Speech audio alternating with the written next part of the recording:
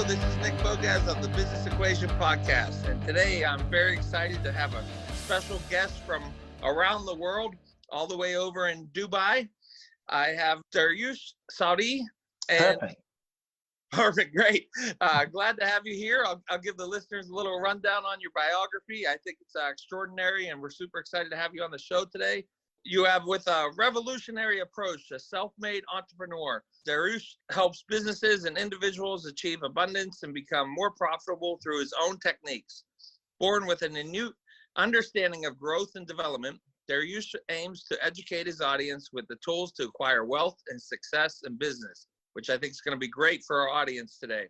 Raised in the UK, you overcame challenges, poverty, setbacks, and a life-threatening health condition before relocating to the Middle East in 2009 with under $1,000 in your pocket. Today, he owns and operates a number of successful businesses under the Be Unique Group across digital media, marketing, e-commerce, hospitality, recruitment, and training with over 100 employees. A true success story. Dariush has developed a clear strategy to increase revenue, profit, and confidence in business. The insights and content he shares online have led to an impressive organic reach across the Middle East region and in key markets around the world. His social media platforms and podcasts have quickly generated an audience of over 400,000 people, with an increasing number of listeners following his advice every day.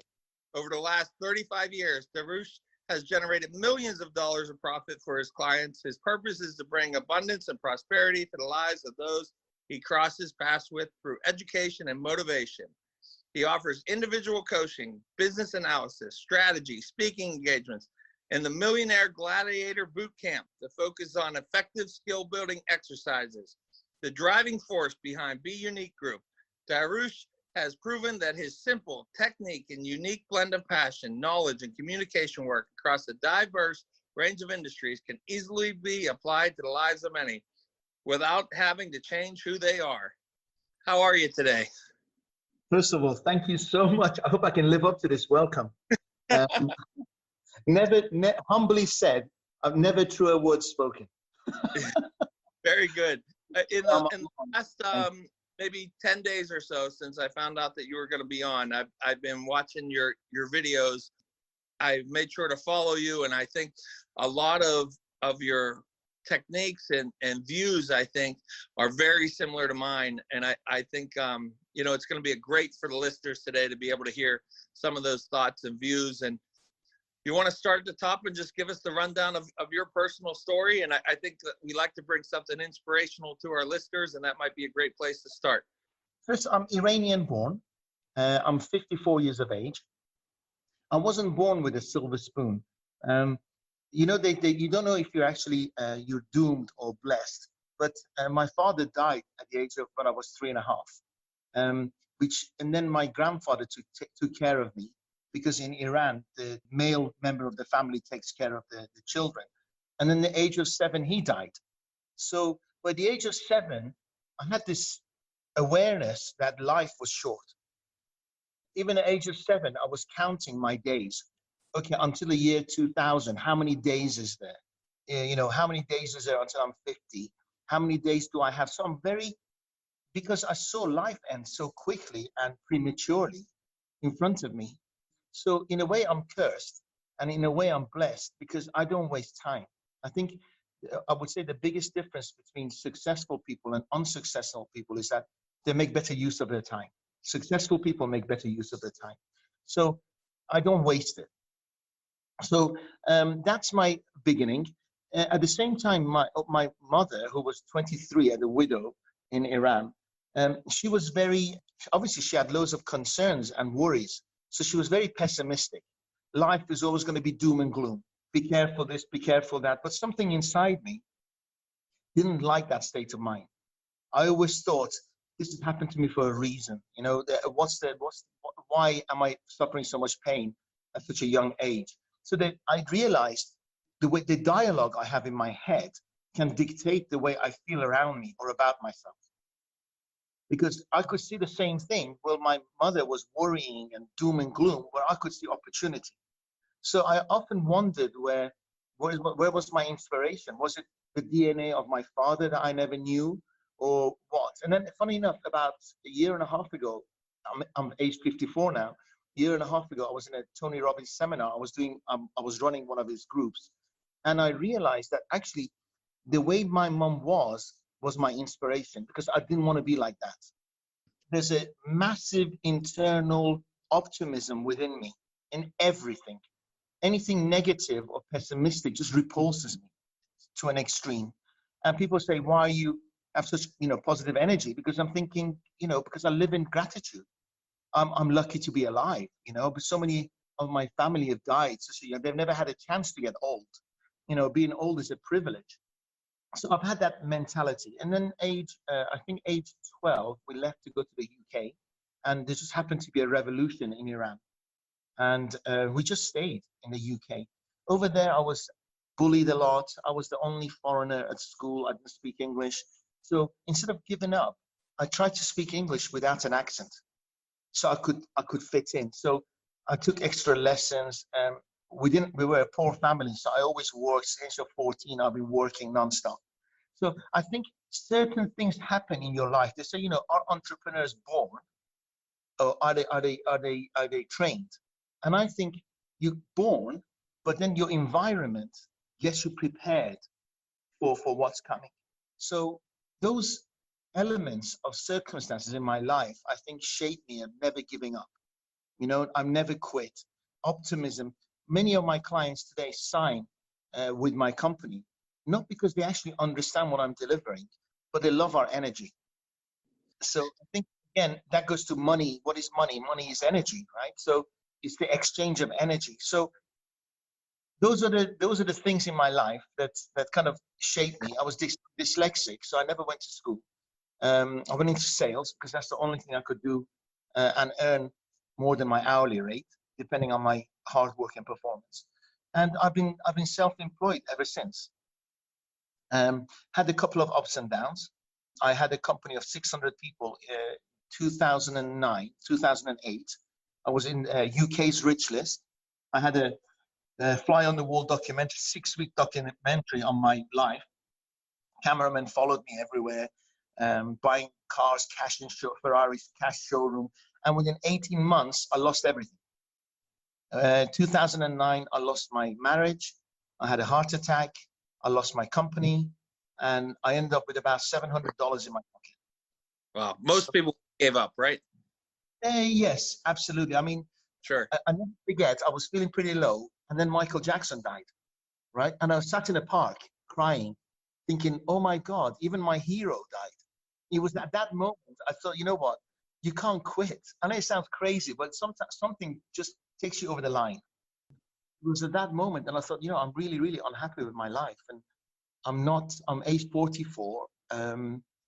What's the purpose? And I remember when I had a heart attack, I was in hospital, and I was looking at the ceiling of the hospital thinking, surely this is not the last view of my life before I go to the other side. And I couldn't stop crying. I couldn't stop crying, not because I was scared of death. It's really strange. I was like, if this is death, bring it on. But I was crying because I was on my own. I thought, I don't want to die a lonely life. I don't want to live a lonely life, and I don't want to die lonely. So I just made a decision that if I was going to live, I was going to leave everything in the UK and live with my family in Dubai, because I was divorced and my kids live with my ex-wife in Dubai. And I came here with $700 or $750 in my pocket. And the day I landed, it was the worst day of the history of the country because they just hit recession. And people thought I was a loser. But, I struck it lucky, because when you don't have a headache, you don't need a consultant, right? So the moment I arrived, everybody had a headache. They weren't earning money like they used to. So I came, they said to me, what do you do? I said, I sell aspirin. So what do you mean? I said, well, I find your business's headache and I'll fix it with my aspirin. So tell me about your business. And many people didn't know what was unique about their businesses or their products or the services. I got to be known as Mr. Be Unique in the country. So I thought I'll call my company Be Unique. So now I have 9 companies called Be Unique Group.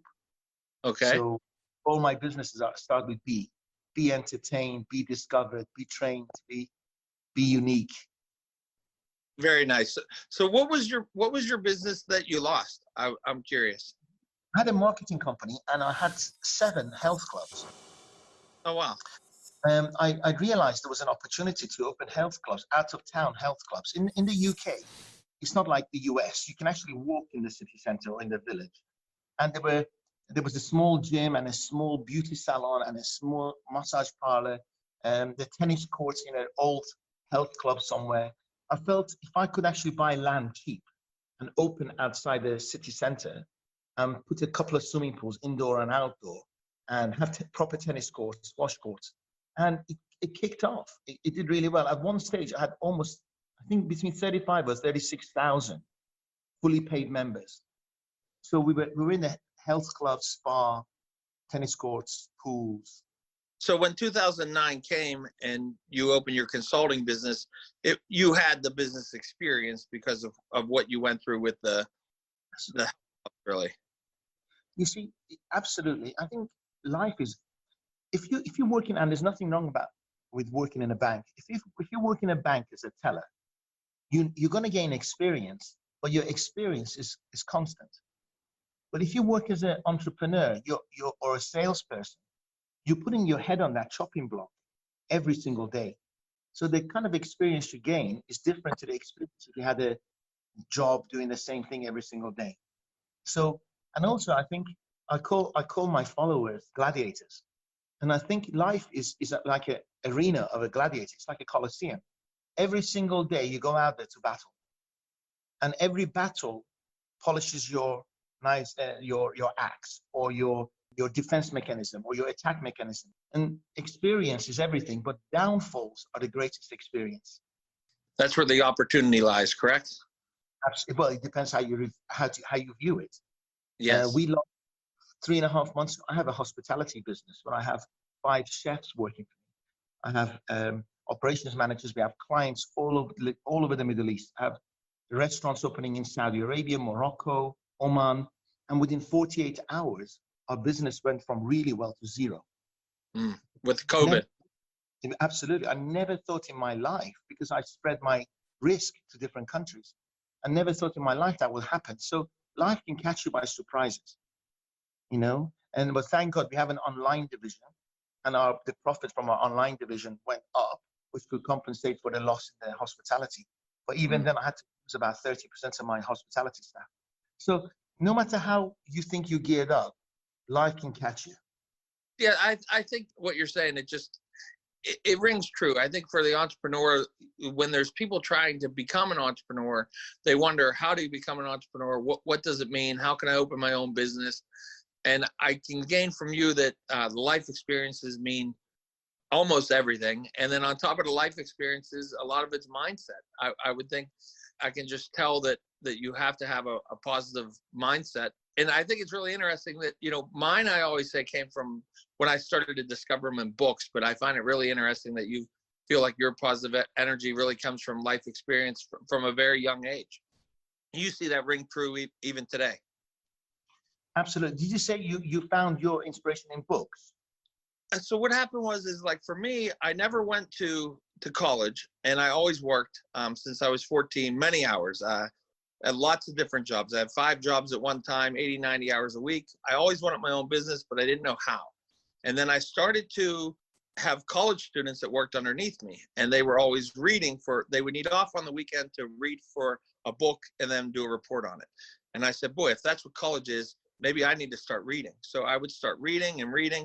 And then, anything. If I wanted to learn to negotiate, I would read 3 months worth of negotiating. If I wanted to read about personal finance, I would read 3 to 6 months personal finance. And when I started to read the personal finance, they kept going back to Think and Grow Rich. They would name the book. And I said, well, I got to read this book. And then that's when everything changed for me. That's where I really learned that gratitude and positive mindset.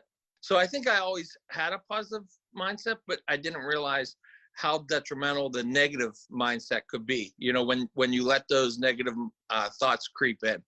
So that's where the books came in. I wanted something more. I always wanted something more. From a very young age, I always wanted something more. My parents were middle class, and everything was, we always never had a want, but, we never had more, but we never had a one. I had an uncle who worked extremely hard as a butcher, very noble position. You know, he was a very successful butcher, and they had very nice things. And I think I just always saw that if you work hard, you could have more and work for yourself. And that was kind of, I guess, my motivation, was that I always knew that there was more for me out there. But when I started reading is when it just really hit me. And I think also I was also working at the post office for a long time, delivering mail, along with working 4 other jobs delivering pizzas. And at the post office, in my earbuds all day long would be Tony Robbins. All day. I'm 40. I'll be 42 at the end of the month. I was 28, and it was just Tony Robbins, you know, nonstop at the post office. And from Tony, I slowly moved on to other people, but at the same time, I always go back to Tony. I don't know. That was it for me when I got into that self-development. It really, that made the complete difference for my life, is when you start to realize that if you take care of yourself, then you can take care of everything else. Absolutely. Thank you for explaining. First of all, Tony, I go around the world with Tony now. Absolutely incredible. Same. Our stories are the same. I used to have the cassette tapes, by the way. Sure. You probably have CDs. I had the cassette tapes. Yeah. You know, people realized how lucky they are that when I was in my late teens, if I wanted to know about something, I had to ride a bike, go to the train station, take the train to town, go to the library and pick up that one book in the town library. And if I got there, somebody else was reading that book, I had to wait all day till they put the book down, if they did. Now we just pick up the phone and every bit of information is at the tip of our fingers, you know. And one thing I realized with yourself is that not that you had a positive mentality, you were very inquisitive. You wanted to know. Now, what happens is there's 2 things in my opinion. One is ignorance and ego. If you put those aside and actually say to yourself, you know what, I actually, in the whole grand scale of things, I don't know anything. And if God or higher being or they can take it all away, what the hell is the ego? You know, and I think that served you, and I think that served me, because the conversations we have inside ourselves about ourselves is not about poor me, why does this happen to me, why do I meet the wrong people, why do I always have bad luck? The question you ask yourself, why can't I? Yes. Why can't I? Why do I have to turn right when I go on an aeroplane and not turn left? Why is that guy got a Ferrari I don't have? Why is that guy got a private jet? Why does Tony Robbins hold an audience of 15,000 people for a whole week on their toes? Why can't I? What is he doing that I'm not doing? What can I learn from that? You know, so I realized the questions you ask yourself dictate the answers that you have, and it dictates your mood. So I think what I would hear from you is that you always said, why not? Why can't I have more? And that was wealth and knowledge. Knowledge is just priceless, in my opinion. And I think, if you don't mind me going a little bit further, is an entrepreneur is all about risk management. And if somebody cannot take a risk, don't be an entrepreneur. If your quality of life changes, if the quality of your family life changes, if you're going to have a go at your wife, your husband, your kids, because you're just taking that risk that you were very uncomfortable at taking, don't be an entrepreneur. Or risk what you can comfortably afford to lose.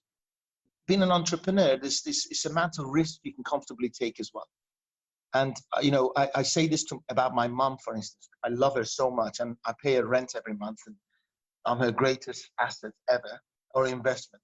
But then I noticed that she always used to say, be careful, switch the lights off, and watch this cost and watch that cost. And she only ever earned enough money that whatever she said and she focused on, she got.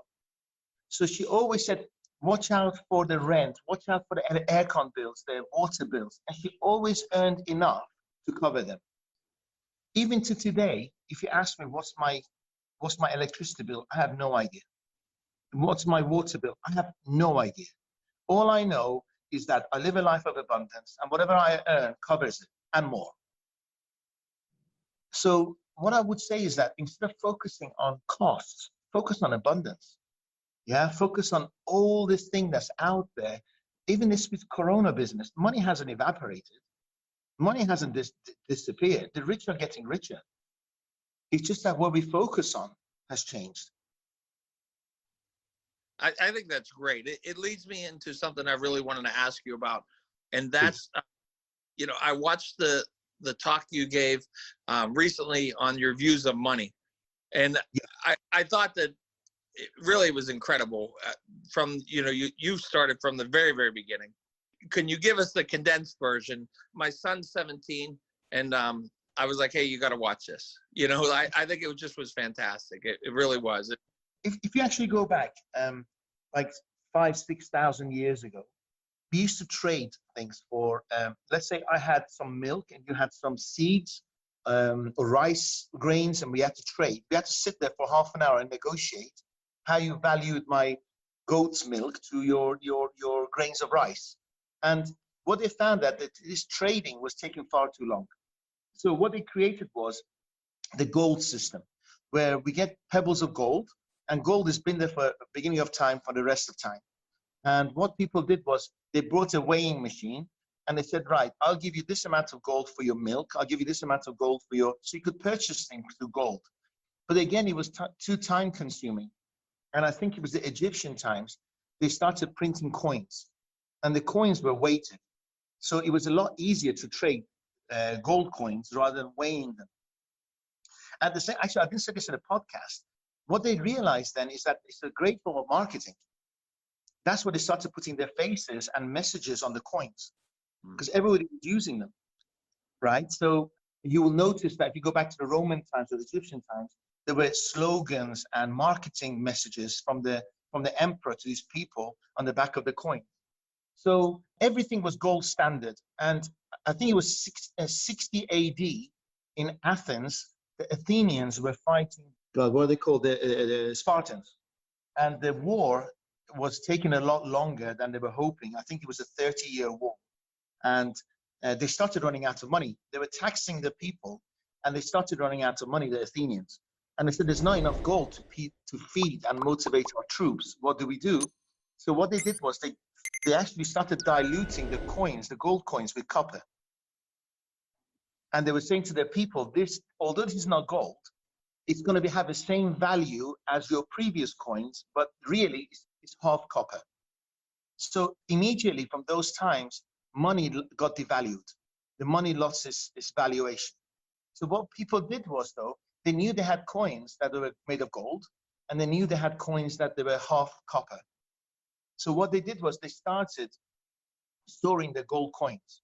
That's why even now, gold's value keeps going up, because people are treating gold different.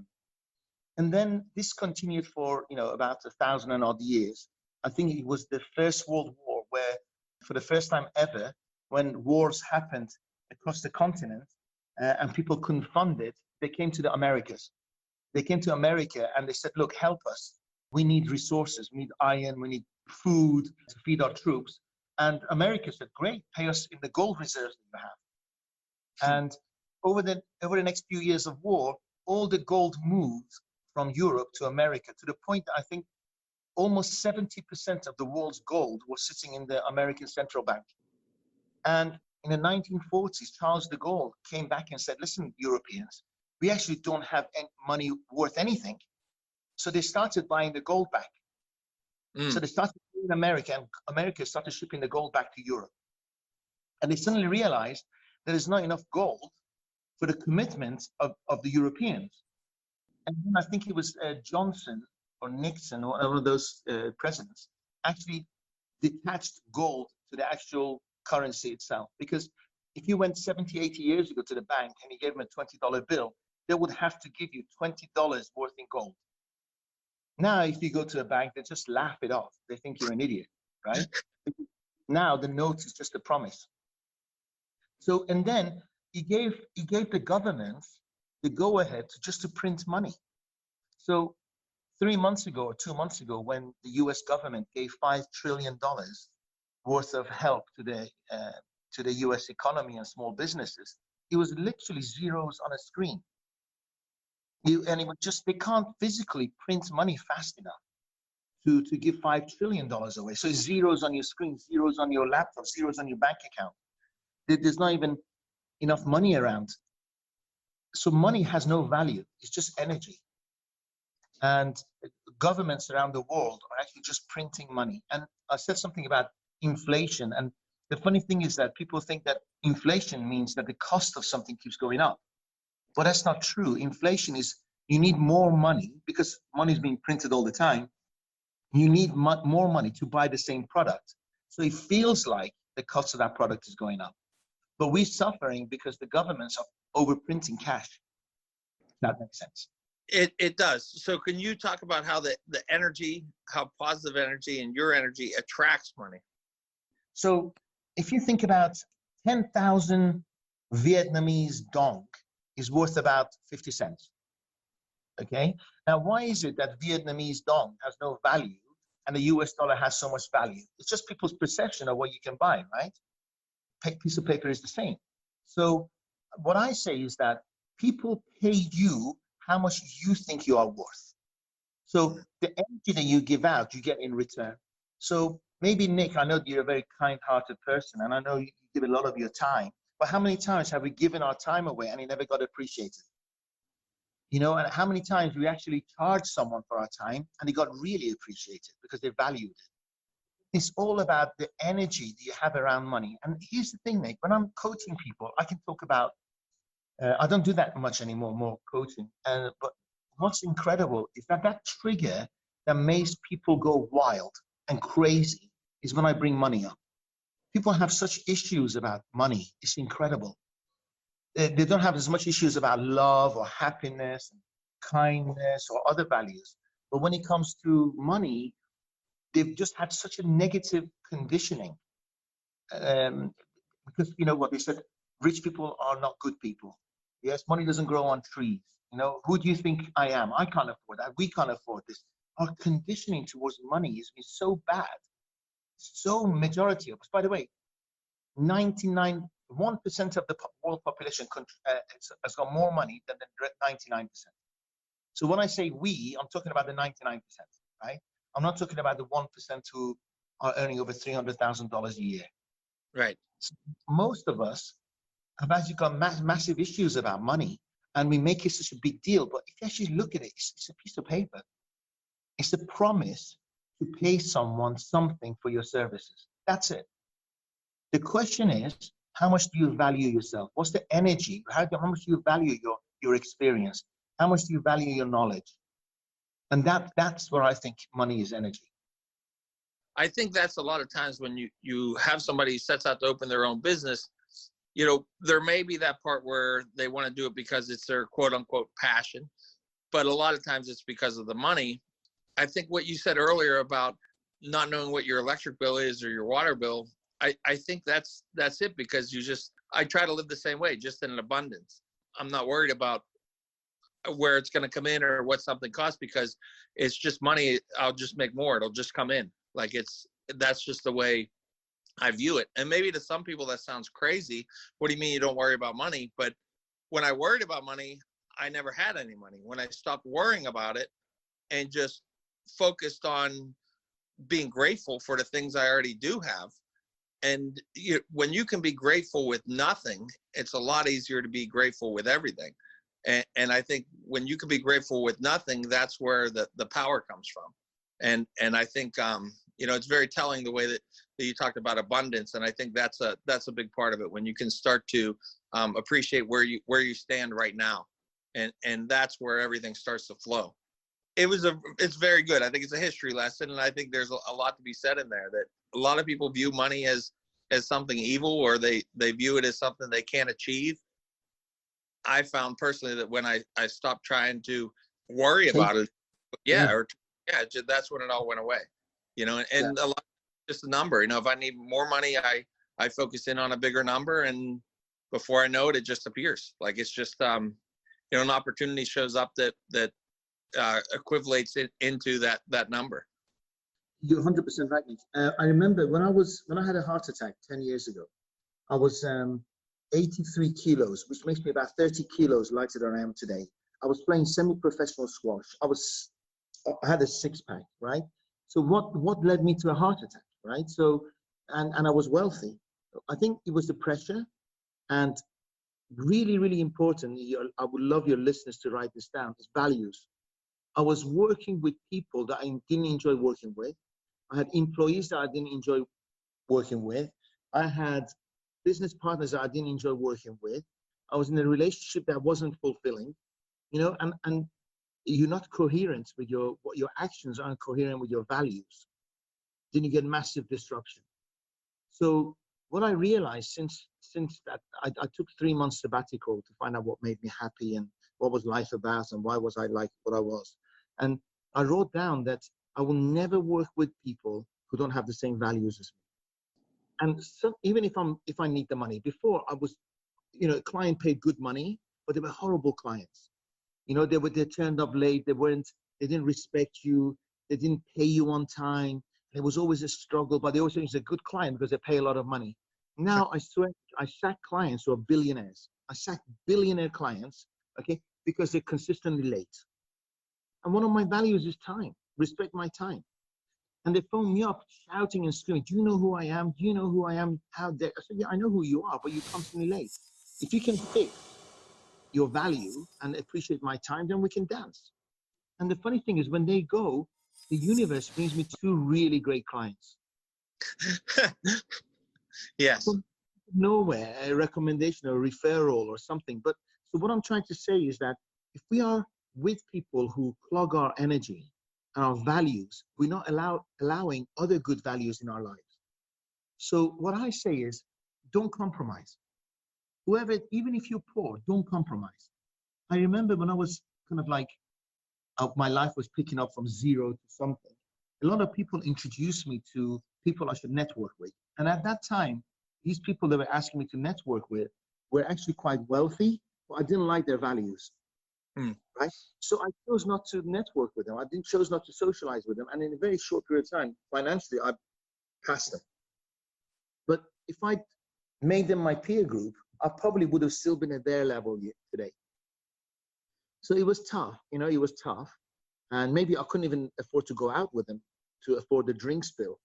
But the fact is that I was very, very clear with my values. And I urge people, never do anything depending on your current financial situation. Never make a decision depending on your current financial situation, because that will always change. But always make decisions based on your clear values.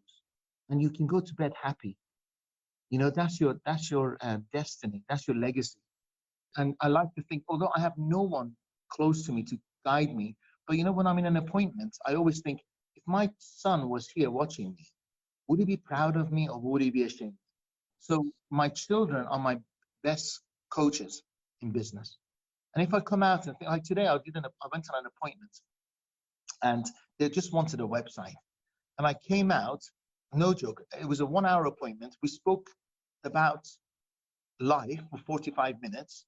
I closed the guy for 14 staff recruitment, of course, the website, Google advertising, social media advertising, total rebranding of his company, and redesigning his exhibition stands and managing his sales team. I went in at X, I came out with 20X, only because I was passionate, I understood his pain, and I really cared. He felt my energy. Yes. Right?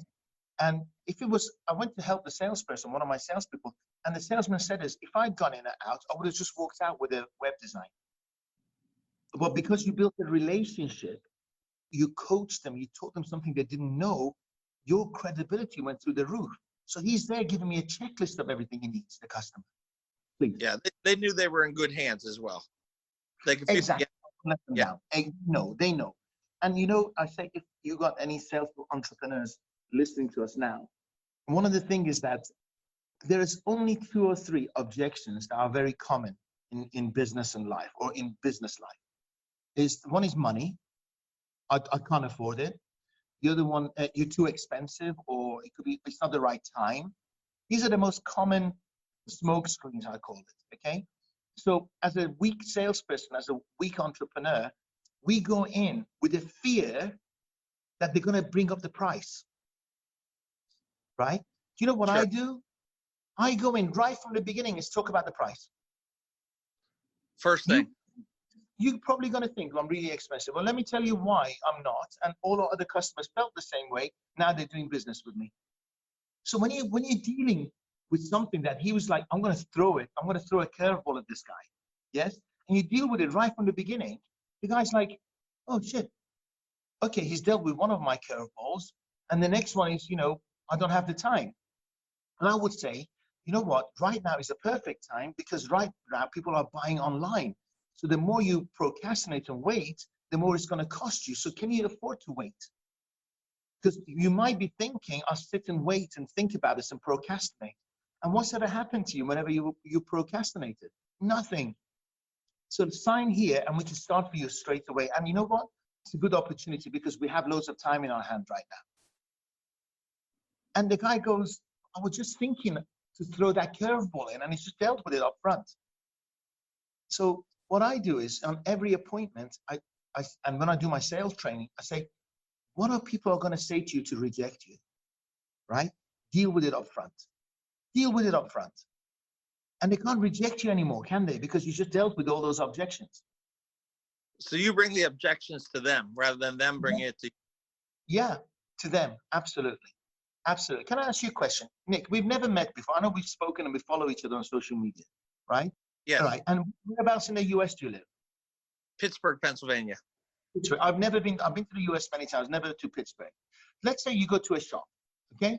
And you want to buy that beautiful blue shirt you're wearing, okay? You walk into a shop and you see a salesperson approaching you. What does your dialogue as a prospect or a customer say to you the moment you see the salesperson approaching you in the store? They're coming to sell me. And they're gonna say to you, can I help you? Yes. And you're gonna say, it's okay, I'm just looking. Correct. Right? Which is good, right? Isn't it?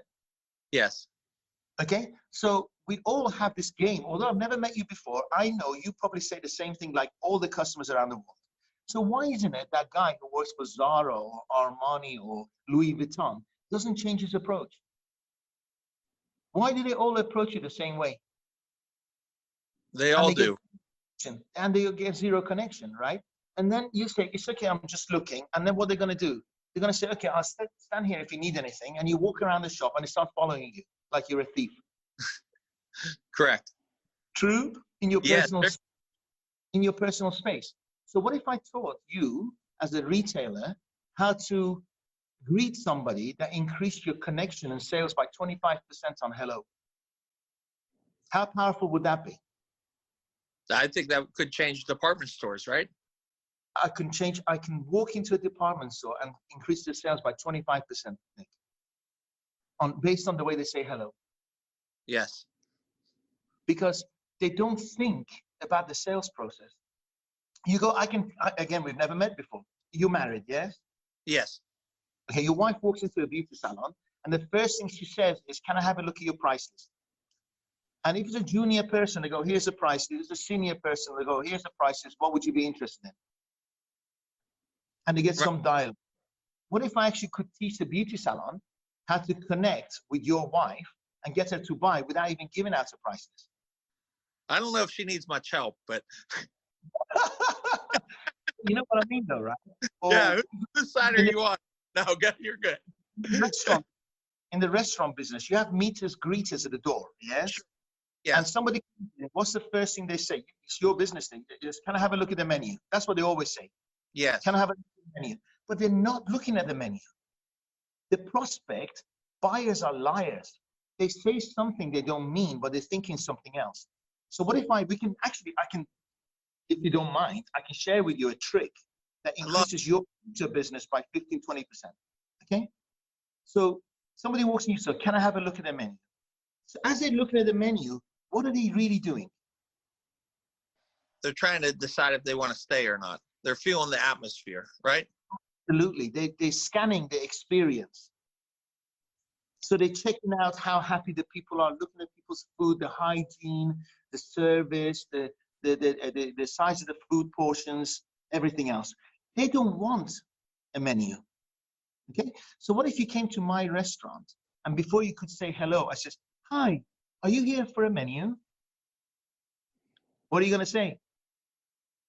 Yes. Yeah.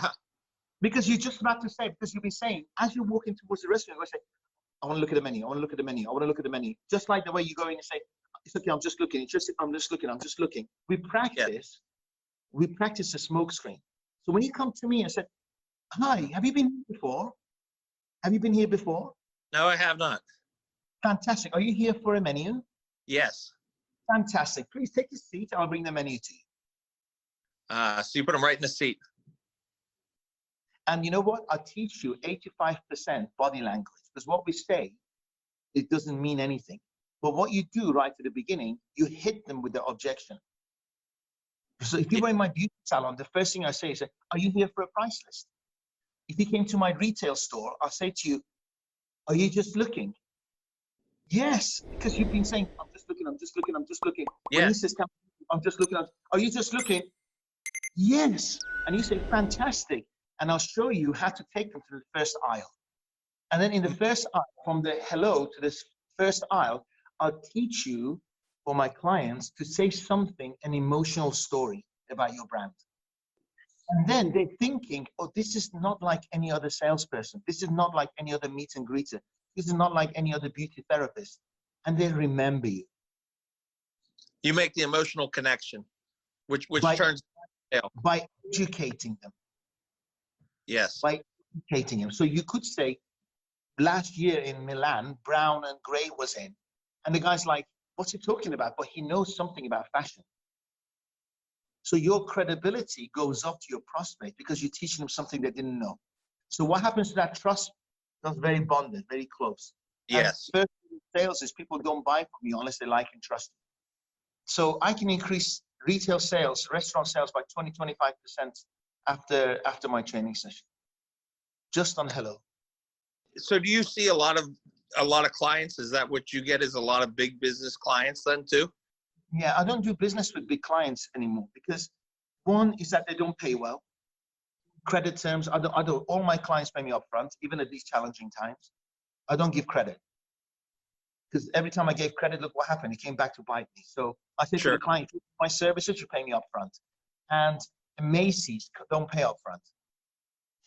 Macy's will take your services and pay you 6 months, 9 months down the line if they choose to do so. So I want to have a healthy cash flow. I'd rather meet business owners like yourself that go, wow, Dariush, implement it tomorrow in my restaurants. Implement it tomorrow. And then you and I will sit there. You go, oh my God, this is amazing. And we can party the night after because we just measured massive sales increase. Yes. That motivates me. Not a large corporate, and 6 months down the line, we'll get spreadsheets saying, yes, they had a 15% increase, and maybe it was luck, or it was the weather, or I'm not interested. So all my clients are SMEs. Yeah, that's great. I think there's a lot to be said for a lot of little tips and tactics, and what it comes down to is, like you said, a lot of it's body language, a lot of it's trying to get an emotional connection, and I think that it makes sense. It just does. I think what gets lost is a lot of times people don't teach those. They just worry about getting employees and not training the employees, or they worry about the overall business of, I'm just happy to have a warm body, and not worrying about, really showing them the correct way to sell somebody. But I think it's all about the connection. And I think that's what you're talking about. Number one, it's all about like and trust and connection. Absolutely. And finally, it's about closing. What happens is when you've been there, when you got no money, and your next food on the table and for your kids or their school fees depends on your next deal, you don't walk away from the prospect when he says, okay, I'll think about it. Or let me get back with you. Let me check out your competition. And no matter how good that trust is, if you're not effing serious, I hope you don't mind me swearing, but if you're not serious about closing, you're never going to walk away with a deal. And there's times that I've been way over my head, but I've damn well closed. Can I share a quick story with you? Can I share a quick story with you? That'd be great. When I arrived in Dubai, it was September 2009, and I had no money, and my credit cards were maxed out. So it's like 50 degrees centigrade here. So you need to, you need a car. You can't walk around. Otherwise, it's really embarrassing, sweating from appointment to appointment. So I found a rent-a-car company where they took those old Visa machines. Okay. 30 days to block it. They can't block it straight away because the electric ones would have said my card gets rejected. So for about 20 days, I was driving this Toyota Yaris with no petrol in it. And it was getting closer and closer to the payment day for the car, and I didn't have a client. And in Dubai, if you bounce a check, you go to jail. There is no gray area or go to court or reminders. You just go to jail. Police come and pick you up. Police here are debt collectors. So I was aware of this. It was my first month in Dubai, and I didn't want to go to jail. And so I was seeing my last prospect. And I was heading to see this guy, and I was thinking all the time, oh shit, if I don't pay, can I swear, by the way? Is it okay to swear a little bit? Yeah, you're good. All right. So I was, oh shit, if I don't close this deal, I'm going to go to jail. There's, you know, my fuel gauge was hitting red and flashing. I had no other prospects. So I thought, what could go wrong? This guy I'm just about to see could say, I haven't got your proposal. So I had 2 copies of it. He could find any reason not to buy from me. I had all the aspects ready and prepared in my head. Parked my car, got myself motivated, went up his tower, 40 floors, and I was soaking wet in sweat, went to the bathroom, washed myself, so sweat disappeared, sat in his boardroom, and the guy came walking towards me, and my heart was coming out of my chest. I was like, this is do or die. This is do or die. And the guy sat in front of me, and you know when his look says, oh shit, I don't even know why this guy's here. Right? And I could feel that he hadn't even opened or read my proposal. And I said, look, Mr. Patel, have you had a chance to read my proposal? And the guy says, you know what, honestly, Dariush, I haven't. It's been a really busy weekend, and would you give me some time? I said, don't worry, Mr. Patel, here's a copy of the proposal. And I gave it to him. And he was like, you know, you could tell he was thinking, oh shit, he got me. And I said, please have a read through it. And my proposal said that I was going to increase his business by 30% in the first month. Okay? So it was a tall order, and I had no reputation. I didn't have a company, I didn't have a bank account, and I was doing visa runs. So everything was dodgy about me at the time. So he's looking at this proposal, and it took about, I would say, must have been a minute, but to me, it felt like 2 hours. And my heart was pounding, I thought, this guy's not going to go ahead. So I stretched over the table, stretched out my hand, and I said, so it's a deal then. And he just stretched across, put my proposal down, stretched across the table and shook my hand. Wow. And I was like, oh shit, that was easy. So I was like, what do I do now? And I shook it firmly. It's like my life depended on it. I said, right, for me to start tomorrow morning, I need payment now. So please go and get your checkbook, and you can write the check in front of me now, because I only take money up front. And the guy went, okay, got up and went and got his checkbook. So he came down with his checkbook in front of me, and he said, who do I make the check payable to? And I was thinking, shit, I haven't thought that far because I don't even have a bank account, right? So I said to him, cash. Honestly, he looked at me and went, cash. I said, yes, cash. So I can start 8 o'clock tomorrow morning. And he wrote a cash check for me. And at the moment I got the check, I couldn't get out of his office fast enough. So he followed me to the elevator. And as the door was closing, I could see his face thinking, oh, fuck, what have I done? I just paid this stranger like a $5 check, cash check, and he may never come back. And I just went, see you tomorrow at 8. And the elevator door shut, and I went down. I got in my car, Nick, and I was physically sick for about 15 minutes. I opened the door, and my adrenaline, I was sick all over the floor, and I couldn't stop crying, thinking 6 months before I was buying Ferraris cash, and here I am selling my soul for $5,000. But then I said to myself, you know, this will pass because I'm working my ass off. I'm a good person that delivers results, and this will pass. But one day I'm not going to be as hungry as I am today. So I just made a decision that no matter what happens and how full my stomach is, I'm always going to stretch across the table and ask for the business. And it's so well, Nick. That's a great. I'm glad you shared that story. That was great.